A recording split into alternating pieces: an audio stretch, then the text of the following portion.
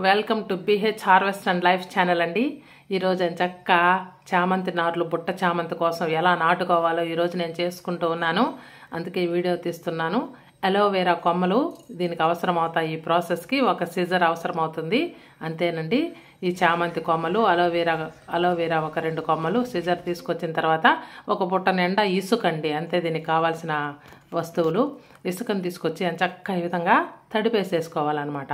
కేవలం ఇసుక మాత్రమేనండి, ఇంకేం ఎరువు కానీ మట్టి కానీ దీంట్లో కలపక్కర్లేదు. తర్వాత చామంతి కొమ్మలు ఇలా తీసుకొచ్చుకుందాం. ఓల్డ్ చామంతి కొమ్మలు మన దగ్గర అలాగే ఉంటే చెట్టు, అవి ఈ సంవత్సరం పుయ్యవన్నమాట. అందుకోసం వాటిలోంచున్నటువంటి కొన్ని కొమ్మల్ని ఈ విధంగా తీసుకొని వచ్చి వీటిని 2 అంగుళాల పొడవుతో కటింగ్స్ ఈ విధంగా కట్ చేసుకొని పెట్టుకోవాలి.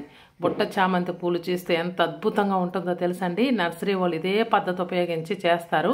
వాళ్ళైతే రూటింగ్ హార్మోన్స్ కూడా ఇస్తారు ఈ కొమ్మలకి. మనమైతే న్యాచురల్ రూటింగ్ హార్మోన్ అయినటువంటి అలోవెరాని వాడుతున్నాం. ఇక్కడ అలోవెరాని తీసుకొని వచ్చి చక్కగా ఈ కొమ్మల్ని అలోవెరా జెల్లో ఇలా గుచ్చామనుకోండి, అదే న్యాచురల్ రూటింగ్ హార్మోన్ లాగా మనకు పనిచేస్తుంది. మనదంతా ఆర్గానిక్ అగ్రికల్చర్ కదా. ఈ విధంగా చేసిన తర్వాత వీటిని చక్కగా మనం బుట్టలో నాటేసుకొని మొదల్లో కొంచెం గట్టిగా అలా అదిం పెట్టడమేనమాట. ఇదే నర్సరీ వాళ్ళ ట్రిక్ అనమాట. ఈ విధంగా చేయడం వల్ల మనం చక్కగా ఎన్నైనా బుట్ట చామంతులు చేసుకోవచ్చు.